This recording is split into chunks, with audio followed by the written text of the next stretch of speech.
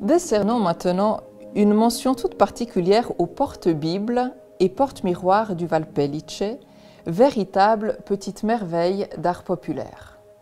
Cette boîte à sel, pendue dans la cuisine, est un autre exemple remarquable des fameuses spirales polychromes du Valpellice qui se reconnaissent au premier coup d'œil. Les deux caractéristiques qui identifient fortement les décors du Valpellice sont en effet les motifs sculptés de spirales ainsi que l'usage de la couleur.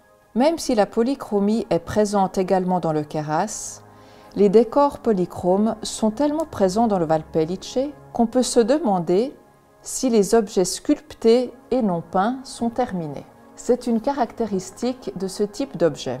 Sculpture et décor peint sont indissociables, l'un souligne l'autre, l'une est réalisée pour être colorée. Les deux couleurs principalement utilisées sont le rouge et le vert, et nous aussi serions très curieux de voir une étude précise sur les pigments utilisés, leur composition ainsi que leur provenance. D'un point de vue technique, la sculpture est généralement réalisée sur un bois tendre, les rosaces sculptées au couteau et les spirales parfois à la gouge.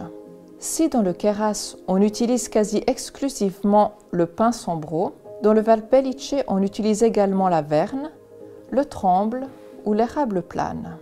Les cuillères méritent également une attention toute particulière.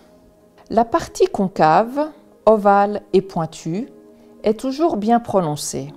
Le manche s'élargit de cette manière, prenant une simple forme arrondie ou alors composée de plusieurs rosaces.